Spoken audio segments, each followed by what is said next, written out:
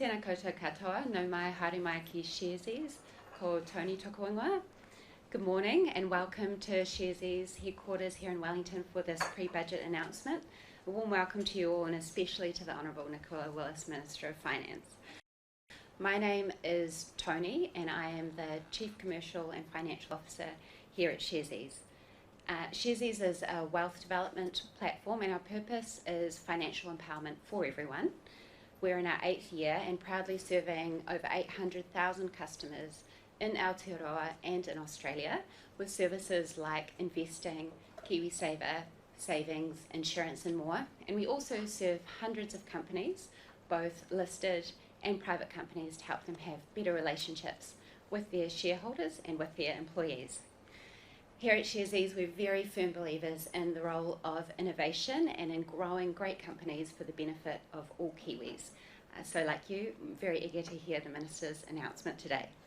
A couple of matters of housekeeping. Firstly, in the event of an emergency, please calmly exit through the double doors through which you came.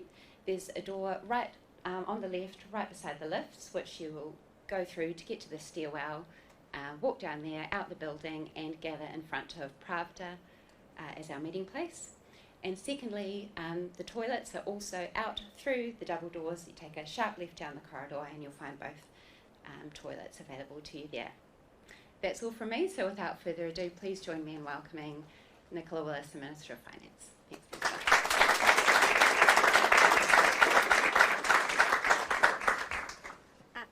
Tēnā koutou katoa, greetings everyone, and thank you for that lovely introduction, Tony. Thanks to all of you for coming, and thank you, Sharesies, for making this space available. You are exactly the sort of business New Zealand needs more of to create opportunities for the next generation. Sharesies was started by smart people who identified a gap in the market, harnessed technology, and went about changing the way in which New Zealanders invest. In just a few years, you've grown from a tiny operation employing a handful of people to a business worth more than $500 million, employing more than 200 people and expanding its reach to Australia. Hopefully, over time, you'll go further. That's a good news story for the people who work here, for the communities your incomes support, for the customers you serve, and for our economy as a whole. Sharesies is also an inspiration to other Kiwi entrepreneurs, including many in New Zealand's booming fintech sector, which grew more than 20% in the past year. I want to see more successes like this in New Zealand, and that's why I'm here today. When New Zealand entrepreneurs and startups do well, they create more and better paying jobs, more tax revenue to support government services, and more opportunities for us all. That mission, driving economic growth and creating the conditions for business success, is at the heart of this government's budget. Let me be clear, I don't want growth just for growth's sake. It's much more than numbers on a chart for me. I want growth so that our kids and future New Zealanders can enjoy the better choices, opportunities and standard of living we all aspire to, and that too many Kiwis are missing out on today. On Thursday next week, I'll set out the full details of our budget, just 9 sleeps to go. It will detail the government's specific spending and revenue choices, key new infrastructure investments, the path for borrowing and debt, and our plans for strengthening the fundamentals of the New Zealand economy. I'm looking forward to delivering it. In a recent speech, I detailed the difficult context in which the government is delivering this year's budget. New Zealand has gone through a very tough few years of high inflation, high interest rates, and little to no real growth. The government has been running big deficits and accumulating debt. And just as our economic recovery has gotten underway, global events have conspired to make things harder. That's just reality. We can't wish it away, but nor should we use it as an excuse to shy away from making choices now that will set New Zealand up better for the longer term. Today, I want to talk a bit more about that longer term picture and detail one specific budget initiative that shows the government's commitment to sustained and long-term growth. Because budgets must not just be about the short term, the who is getting what. Yes, there are a number of initiatives in the budget designed to address the immediate issues of the here and now. And yes, I am acutely conscious of the cost of living challenges many Kiwis are facing today and the hard yards so many people have gone through over these past few years. It's essential that our budget sustains the government services and supports that they rely on, even though money is tighter than ever.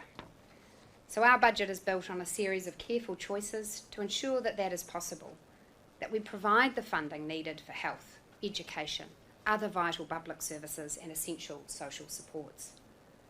But as a responsible government, we also need to be thinking ahead and addressing the structural challenges confronting our country. Our budget also takes careful steps to do that, and that's what I want to speak a bit more about today.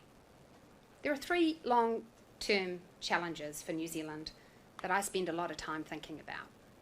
They are productivity, social mobility, and the ageing of the population. These are issues we need to be awake to now, lest we make life much harder for the people who follow us. So let me make a few remarks about each of these challenges. I'll start with productivity. Productivity is a key indicator of economic performance. The most common measure of productivity is labour productivity, which measures output per unit of time worked. In New Zealand, labour productivity has averaged just 0.3% a year over the past 10 years. That's low by historic standards and low in comparison with our international peers. Don't get me wrong, there's no doubt Kiwis work very hard. And in fact, we work relatively big hours. Our challenge historically has been that we just don't generate as much for that effort as those in some other countries. Our labour productivity levels rank near the bottom of OECD countries, well behind those in Australia, Canada, the United States, and the United Kingdom. This rankles me, not just because I'm competitive by nature, but because I think New Zealand has so much intrinsically going for it when compared to that list of other countries. So New Zealand can and must do better in the productivity race. Why does low productivity matter? Because productivity determines how competitive our businesses are. The more competitive businesses are, the more people they can hire and the more money they can pay in salaries and wages. And that in turn determines how fast our country can grow and the revenue we have available for investing in the things that matter, like cancer drugs, education programs, hospitals and police. So what are the causes of New Zealand's low productivity rates? Treasury identifies three key problems. First is low capital intensity. That is the machinery, tools and technology available per worker. More capital per worker typically means higher productivity and higher wages. The increase in New Zealand's capital intensity has slowed over time, from 1.9% per year between 1997 and 2008 to 0.7% between 2012 and 2023. Basically, our workers have less access to the machinery, innovation and technology that would allow them to be more productive. And our budget will take steps to address that. The second underlying driver of low productivity is low rates of foreign direct investment. This restricts the access that Kiwi businesses have to the capital they need to grow and the world-leading know-how they need to thrive. It slows uptake of innovation and best practices. And our budget will take steps to address those issues too. Third issue in terms of productivity is export intensity. By international standards, relatively few New Zealand businesses derive large portions of their income from exports. This reduces the scale of New Zealand businesses, competition and opportunities to learn. The good news is, despite all the global shenanigans playing out, New Zealand is in the midst of an export-led economic recovery. Dairy farmers, horticulturalists, meat producers, all are doing well. In recent years, New Zealand entrepreneurs have broken new ground in fields like space, film and accounting software, driving our exporters.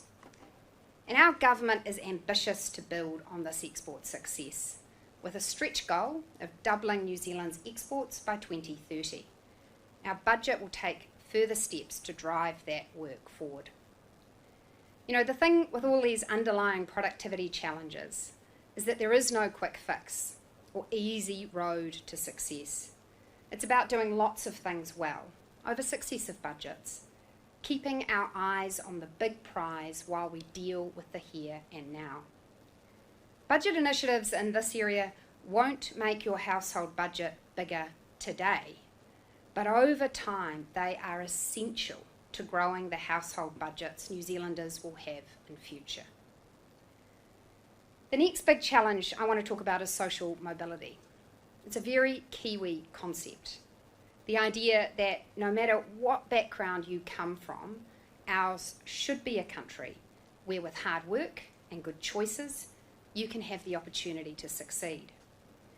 And of course, that's why our government is putting so much emphasis on improving educational achievement in our schools. Getting back to the basics of reading, writing and maths, and financial literacy too, which I know Sharesies are fans of. Those skills are tickets to the game of life. We owe it to each and every Kiwi kid to make sure they leave school with those critical skills. A desire to improve social mobility is also why our government is revitalising the social investment approach developed by my predecessor, Bill English. Successive governments have spent huge sums trying to tackle the entrenched disadvantage that blights lives, pushes up costs for other New Zealanders, and fuels criminal offending. In addition to core social supports in our schools and our health services and elsewhere, government agencies collectively spend around $7 billion per year buying social services designed to deliver better lives for those with particularly challenging problems. However, despite the best intentions of all involved, this expenditure can't be described as a success. There are some fantastic examples of lives being turned around, but the overall picture is grim. Too many Kiwis remain trapped in cycles of intergenerational disadvantage. We are spending more on ambulances at the bottom of the cliff than fences at the top. Data now gives us a very good idea of those at greatest risk. We also know that intervening early increases the prospects of success. There are some incredible community and iwi organisations who know what to do, but too often they have been held back by the frustrations of government bureaucracy and short-termism. We can do much better here. Shifting a young New Zealander off a life of welfare dependency and potential criminal offending greatly reduces future costs for everyone else. But most importantly, it gives that New Zealander a chance to lead a fulfilling, productive life. And I know we want that for all our kids. So later this week, I'll announce an initiative in this year's budget that is designed to do just that and drive social investment forward. The third big challenge I think about is demographic change, more specifically, the ageing of our population. Kiwis are living longer, and this is something to celebrate, but it also has an economic consequence as we seek to ensure people have the income and financial security they need in retirement. There's two things I think about here. One is KiwiSaver, and the other is government superannuation. Let me make a few comments about each. I'm delighted to see how many Kiwis are embracing KiwiSaver as a way of saving for a first home and to supplement their income in retirement. KiwiSaver membership is high, with more than 3 million members, representing around 96% of the working age population. Fund balances differ, but most working Kiwis choose to make regular contributions to their KiwiSaver funds, matched by contributions from their employers. KiwiSaver has become an increasingly important tool for people choosing to buy a first home, with around 42,000 people using their KiwiSaver funds for this purpose in the past year. It's also an increasingly important supplement to support people's incomes in retirement. The other good news story here is that the Reserve Bank estimates around 40% of all KiwiSaver balances are invested in New Zealand-based financial products and assets.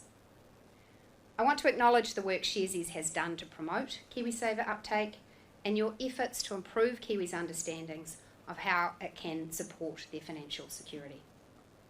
I share your mission. I want to see KiwiSaver balances continue to grow, and our budget will contain steps to support that mission. Let me now turn to New Zealand's superannuation.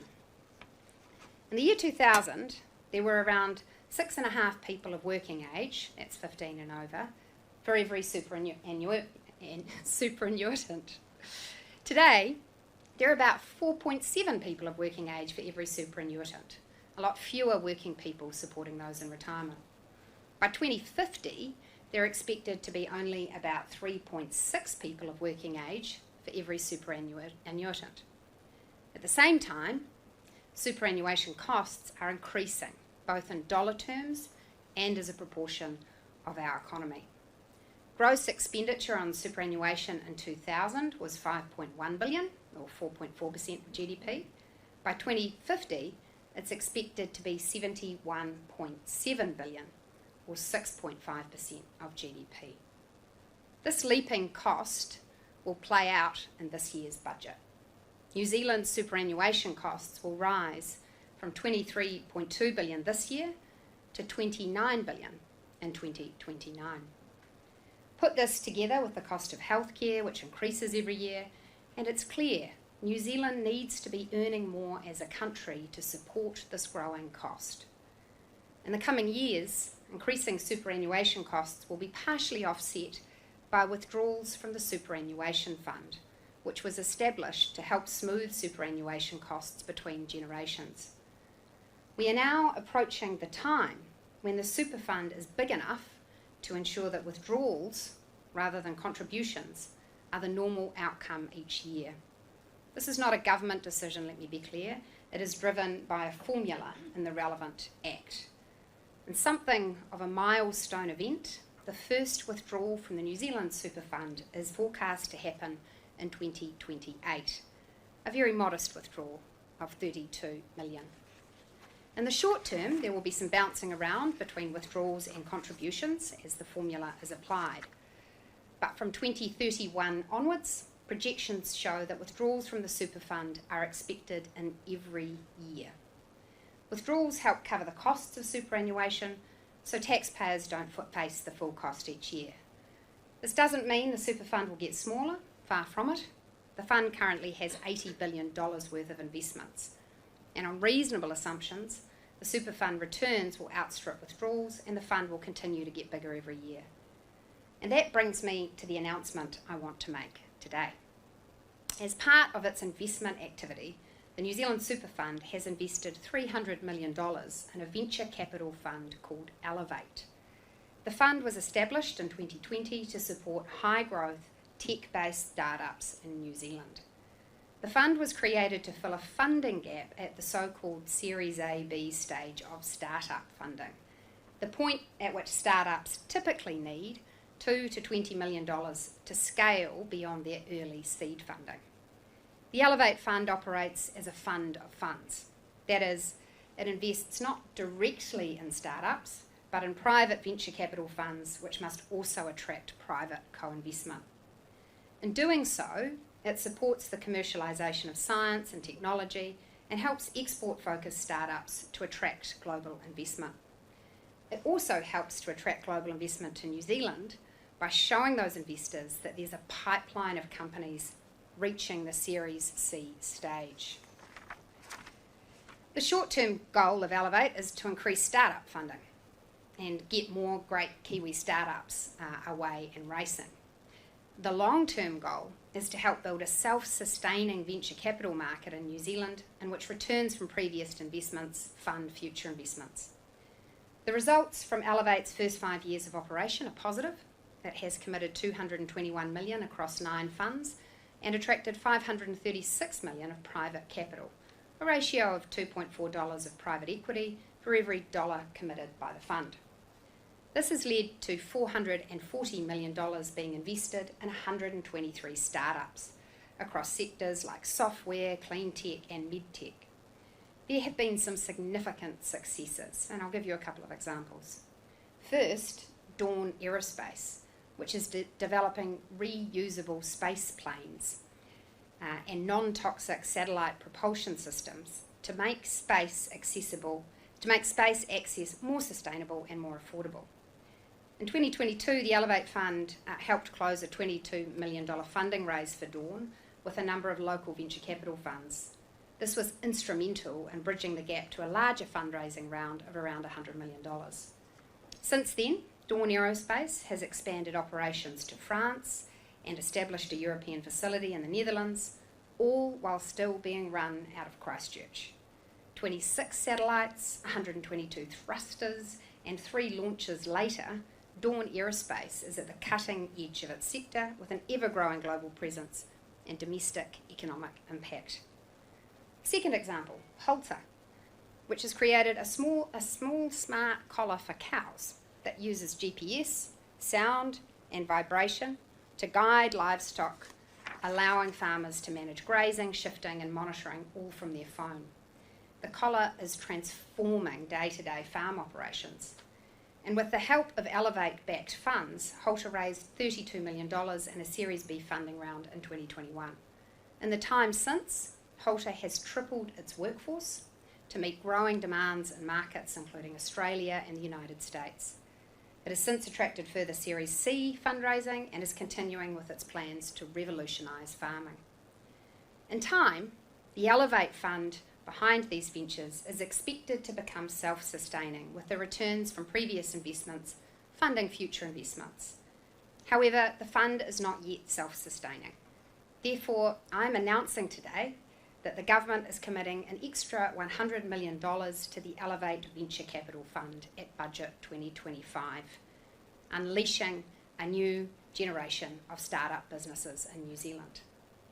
This will be funded through a combination of the 2025 contribution to the New Zealand Super Fund of $61 million per the formula, topped up with an additional $39 million from the Budget 25 capital allowance. This follows the approach taken by the previous government when the Elevate Fund was established. The initial government contribution to Elevate was funded from the Crown's contribution to the Super Fund. The government wants to see more companies like Sharesies, Halter and Dawn Aerospace capitalise on New Zealand talent and grow from small beginnings to create opportunities for other New Zealanders and contribute to the New Zealand economy. Let me finish on an optimistic note. The international order is undoubtedly undergoing profound change.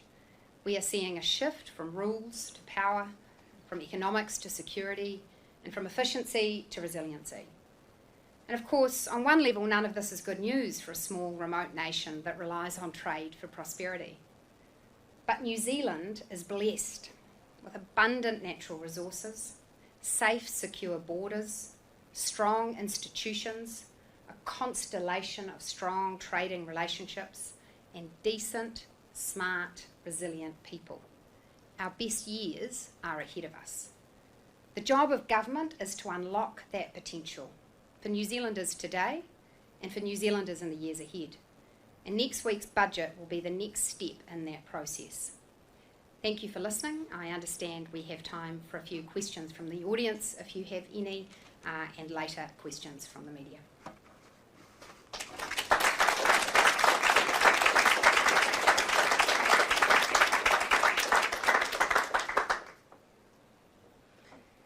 But because the media is here, it seems unlikely that there are going to be a brave first hand. Well, perhaps what we can do, if there are no questions, is I can go and take questions with the media and then circulate and have a chat with some of you who might want to ask your questions privately, unless anyone's had a moment to reflect and has one. No? Turns out not everyone's as brave in front of TVNZ as I have to be. Okay. Thanks very much.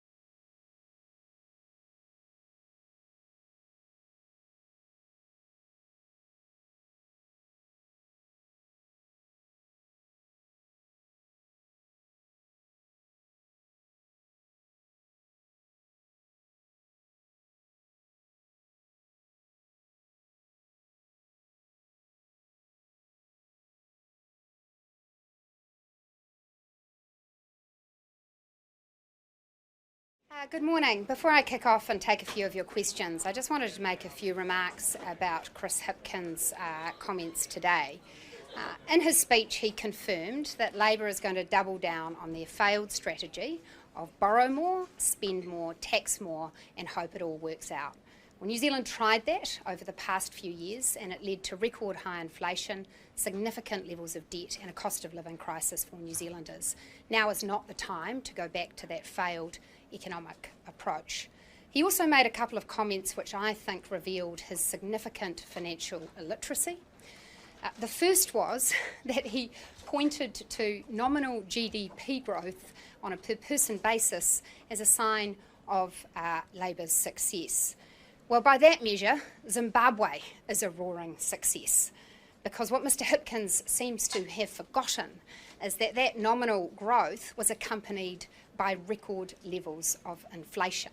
And all New Zealanders understand that if inflation is eroding the real value of your pay packet, then its nominal value doesn't matter very much. And in recent years, what we saw was that prices rose a lot faster than incomes, and many New Zealanders were going backwards. So for Chris Hipkins to claim that was a roaring success shows he's either economically ignorant or prepared to take New Zealanders for fools. The second point he made, which was also factually incorrect, was to claim that New Zealand's debt levels now are similar to what they were after the global financial crisis and the Christchurch earthquakes. This is wrong. Debt at that time rose to around 25% of our GDP. It's now approaching 45%. So for Mr Hipkins to claim that debt is at similar levels to what it was then is wrong again. And in fact, the Treasury and others are clear that New Zealand is now approaching its debt ceiling, which is to say that if a significant event were to happen, be it an earthquake, a significant climatic event, an outbreak of disease, then New Zealand having to borrow more would be in a position where it could become very challenging to pay that money back, and we could enter an interest rate and debt spiral. Mr Hipkins is saying to you that his policy is borrow and hope. Borrow and hope that there won't be a rainy day. That's irresponsible, and New Zealand needs a government that will be responsible in the way it manages its economy and finances, and we're proud to be that government. Thank you. Just on what you were saying about the amount of money, I think it's 300 million you were taking out of the super fund. I wasn't aware that the government... No, that's the wrong figure. Oh, well, how much was it? 63 million is the contribution that, by the formula, we need to make to the KiwiSaver fund this year, and we are going to put that into the Elevate fund. I was talking about the second part, or the second part of the speech. You were saying it was $300 million. It's a little less than that, okay. And it's not till 2028. And the money in that year is derived from the fund calculations in the Act, and I've set out the exact figure in the speech. Okay, so you're not taking money out of the super fund per se to do that? So the super fund is governed by a formula set out in law, which the government is sticking to, and that judges that in that year we will make a small withdrawal from the fund. It's less than the 300 million you've stated. Nicola Willis, this is the announcement of the investment in Elevate. Obviously, is an investment in a fund that co-invests with other funds. I mean, is this a sort of model, thinking with your economic growth hat on, that the government is looking to pursue a bit more? Absolutely, because we know that the government can give other investors confidence that these investments are worth making.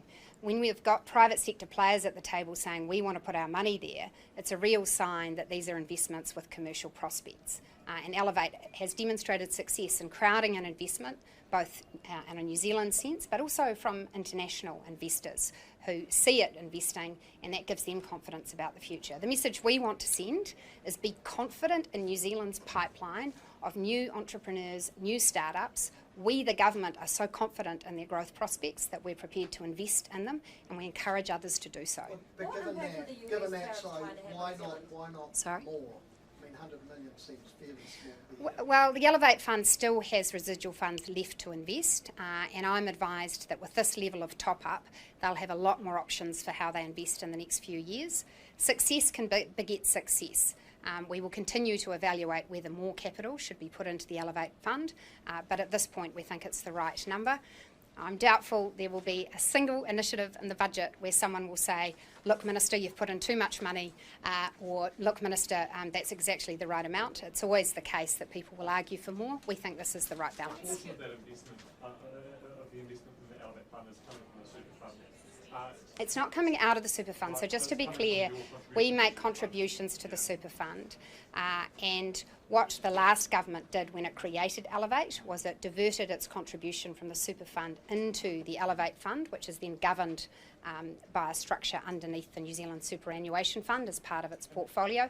We're taking the same approach, but we're also topping it up with our own capital allowance. Super fund's independence, and what sort of advice did the Treasury and the super fund give you about diverting that investment? It's a choice that's available to us to make because it does still sit within the superannuation fund's group of investments, but it requires a specific decision by Cabinet. And on the 2028 withdrawal, I think the BFU last year had the first withdrawal in 2033. What has changed in the economy to mean that the formula is spitting out a withdrawal much earlier? Look, it bounces around, and I want to emphasise that is a forecast. So what actually eventuates could bounce around over the following updates and the following years. Essentially, it relates to what's happening with GDP, demographics, the costs of New Zealand superannuation, the growth and the value in the super fund assets. It is a complicated formula. I think the point that I want New Zealanders to be aware of is many of us have heard for many years that at a certain point New Zealand superannuation costs will become so large that we will have to call on other funds to fund them. We're now at that point.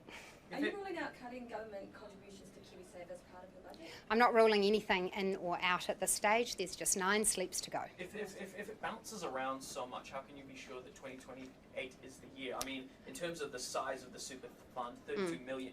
It's kind of wafer thin. Yeah, look, it is just a forecast. So it might go eventuate.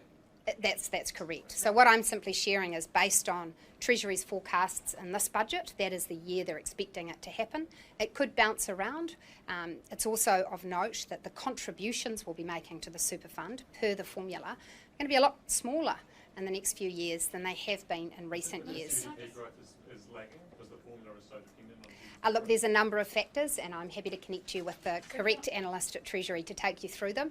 It wouldn't be right to just lean it on one factor. There's a number of differentials which interact with each other. Can I just get it clear? So this year, 2025, the New Zealand Super Fund will invest 300 million into Elevate? So there is already 300 million in Elevate, which the super fund, those So you assets. said, this brings me to the announcement I want to make today. The New Zealand Super Fund has invested 300 million into Yes, Elevate. that's what it has so far. I'm sorry if that's not clear. What we've announced So today, that's not a new announcement. so the new announcement we're making today is an additional 100 million on top of that 300 million. When was that 300 million invested? That was in 2020. And that money will come 2019. from diversions that were already going into the So super that was fund. 300 million that was earmarked for the super fund, and Yep. the decision was to put it in the specific Elevate fund, which sits under the super fund. And what I'm announcing today is we're taking a similar approach to what was taken then, and we are providing another top up to the Elevate fund, 100 million. But because there are lower contributions going to the super fund, we're using some of the super fund contribution and some capital allowance What from do you our say- budget. What do you say to people who will look at that 61 million from the super fund? It's going not from the super Yeah, but fund. it's your contribution. We can read out It's the not. text. I'd It's say super this is fund, exactly what the last government did, and these funds will be managed as part of the super fund to deliver returns over the longer run. But what do you say to people who might suggest you've rated the budget of women, now you're rating the budget of elderly? I'd say they're wrong, and I would say that in fact what we are doing is ensuring that the super fund is sustainable and that New Zealand's superannuation is sustainable. Governments who pretend that they can just keep spending more and borrowing more with no consequence are the real ones who are stealing from New Zealanders' retirement savings. How confident are you, because you said in your speech, on reasonable assumptions returns will outstrip withdrawals from the super fund? You've brought those withdrawals forward. No, I haven't brought those withdrawals forward. Mikey, I'm sorry, but you're wrong. We have not brought those withdrawals forward. There is a formula set out in law introduced by Labor and endorsed by National, which sets out a formula for when and how large contributions to the super fund are and when and how large withdrawals from the super fund are. And what I am simply sharing with New Zealanders is that as a consequence of that formula, we are now approaching the point where Treasury forecasts we will make withdrawals. What we're also doing is continuing the same level of contributions under the superannuation formula that the law requires, and what we are also doing is endorsing the approach of the previous government and directing that some of those funds shouldn't just go into the super fund as a whole, but should go directly into start-up businesses, venture capital businesses that have the potential to grow our economy. How confident are you that we won't be draining the super fund and we'll be able to manage, the returns won't outstrip the withdrawals? I'm confident because that's the way that the fund has been set up in law, and we're sticking to the law as it currently is, which is designed to ensure that that fund continues to grow over the medium term and is in a position to support the payment of superannuation to New Zealanders. We're not changing anything with any of that.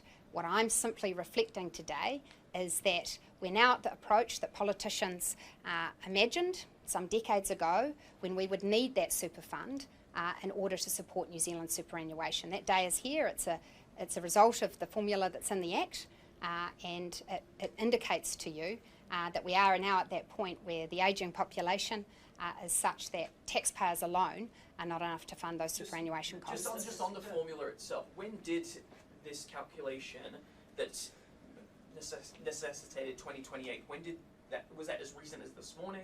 Was it a couple of weeks ago, a couple of months ago? That formula is done in the lead up to every budget, and it was and that information was conveyed to me a few weeks ago. So it's quite current. So it takes into effect issues that you called them global shenanigans, which I thought was an underplay of sorts. But anyway, that sort of global shenanigans, it takes all that to account? Yes, but it's based on Treasury's up-to-date economic and fiscal forecasts. Obviously, there's always a close-off date for those, which I've reflected in previous speeches, but it's based on their assessment once those forecasts were finalised. What impact is the US-China tariffs likely to have here in New Zealand? Sorry, I'll have to ask you again. What impact is the China-US tariffs likely to have here in New Zealand? Well, a couple of impacts. First of all, it is likely by the predictions of many economists that both those economies will grow slower as a result of those tariffs, and that could mean less demand for New Zealand's exports. On the other hand, I've already heard from some exporters who say that they are now getting bigger orders in from China because, of course, New Zealand isn't a country that is restricting that trade. So there will be ups and downs, but overall our advice is that global trade wars are bad for our economy. They make it harder for us to grow, and that's why New Zealand will continue to promote free trade on the world stage. So will the Treasury forecast in the budget show a level of optimism that some private economists are talking about, such as Westpac this morning? Yes, it will. The budget will show that our economy is continuing to recover from a very bad patch. That recovery will strengthen through the year and into next year. Unemployment is forecast to start coming down in the latter part of this year and to keep falling next year. That's really good news for New Zealanders because a growing economy means more job creation, it means more income growth, it means more ability for the government to support the public services we all rely on. Given the global upheaval and how important China is for us in terms of trade, how soon would you expect the Prime Minister should be travelling to China to ensure that relationship is strong? Well, the Prime Minister will make his own travel plans known in due course, and he has made it clear that he does intend to visit China. We value that relationship, and through a range of our ministers and diplomatic channels, we are nourishing that relationship and ensuring that channels of communication remain open. It's in New Zealanders' economic interests that we do so. This might be a bit of a... The Elevate Fund was set up in 2020 with $300 million. A lot of that capital has been deployed. The sector wanted it to be topped up to at least $300 million again, if not $500 million. There's a lot of inflation, as you like to point out. The whole point of the fund is that it provides scale for the sector. With only $100 million in it now with a top up, is that enough to provide the scale? Is it actually enough to do the job of the fund? Yes, I think so, because when you look at the size of the individual investments that Elevate has made, they would be able to make several with this top-up of a similar size. And I think we do need to be prudent, which is to ensure that we're also putting capital into our schools, into our hospitals, into our roads and our rail system, and that's what our budget needs to balance up. But this is a very strong gesture of support from the government in New Zealand's venture capital sector. We're saying we have confidence in the growth of this sector, we're prepared to put our money where our mouth is, and we encourage others to invest. Just on the, and apologies if this sounds like a simplistic question, but the $32 million and the money beyond, where does that actually go? Does it just get delegated into government baselines, or do you have various different initiatives that you can plug it into? It gets delegated embedded into government baselines, and the original intent of the super fund was that it would offset the growing costs of funding New Zealand superannuation. As I outlined in my speech, that cost per year will grow by billions in the next few years just alone, and of course working age people are paying tax to support that. The super fund is another way that we can support that. And the previous government, they changed the way that we measure debt to incorporate the superannuation fund. Are you worried that given the fact that we're going to have to start making withdrawals from the super fund is going to actually make our debt as a proportion of GDP higher? Look, I'm very worried by some comments that Chris Hipkins made this morning in which he implied that the super fund is somehow an offset to debt. What that implies is that a government in a tricky situation, when there's an earthquake or a major climatic event, would be prepared to liquidate the New Zealand super fund in order to meet debt repayments. And that is a fairly strong statement for Chris Hipkins to make. I don't think it's prudent. I don't think that's why the super fund was set up. I don't think that that's what New Zealanders expect. The super fund is there to ensure we can continue to fund superannuation into the future.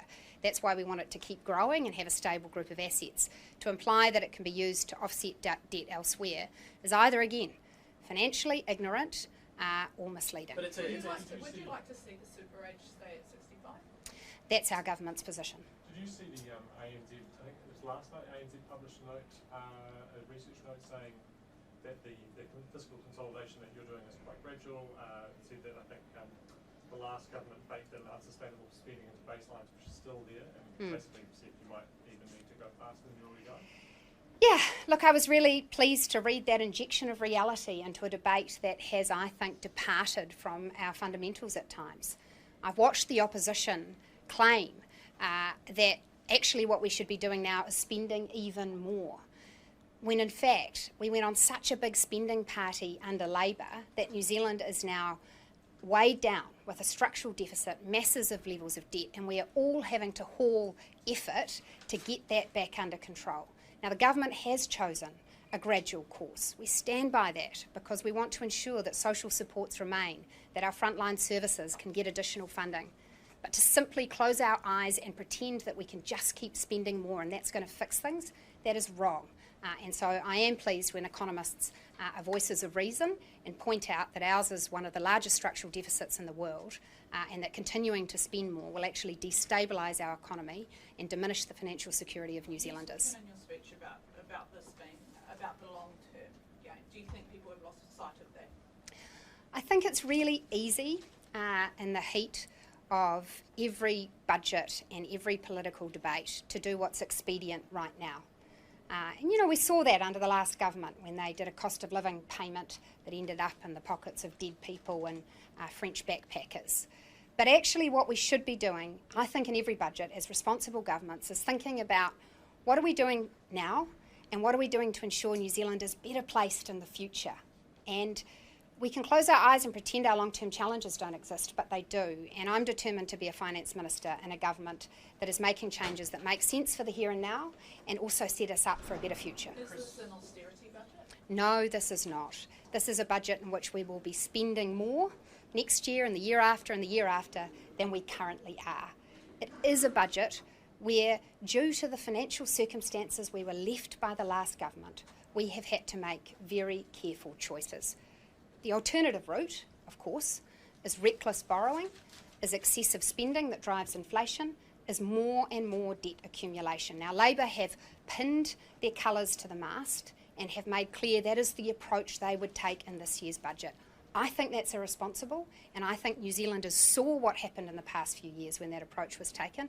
This is not the time to double down on You it. also mentioned that there would be a KiwiSaver budget announcement that would see balances continue to grow. So why won't you rule out the idea or the question of whether the government would stop contributions? Because I'm going to make that announcement on Budget Day. What I'm making clear today is all those New Zealanders who are excited to see their KiwiSaver balances growing, who've seen their kids use it to buy a house, who are looking forward to that nest egg in retirement, I agree with you, and I want to see those balances grow too, and the initiatives we will take in the budget will ensure they do. So you're going to increase contributions? I'm not going to confirm what we're doing today. There will be a series of changes, and they will be positive for New Zealanders. Chris Bishop says Labour is outright lying when it comes to their attacks on your government when it comes to pay equity. Do you agree with them? Absolutely. I've been really disappointed in recent days to see New Zealand lower itself to a level of political debate that I associate with other countries and not with our well-informed democracy. It is one thing to claim that there is a debate to be had about the process by which pay equity regimes are negotiated and settled. It is another thing to tell an outright lie to New Zealand workers that women's pay is being cut. That is a lie. Not only is it not happening, but actually the government is sustaining a series of previous settlements for the very workforces that Labour is talking about, for nurses, for social workers, for others, who we're ensuring will continue to have the baked-in pay increases that they received as part of past settlements. And so to say that we are cutting women's pay is a lie, and I do not think that that sort of hyperbole has a place in New Zealand's political debate. Yes, it is a lie, Mikey. No, that's not.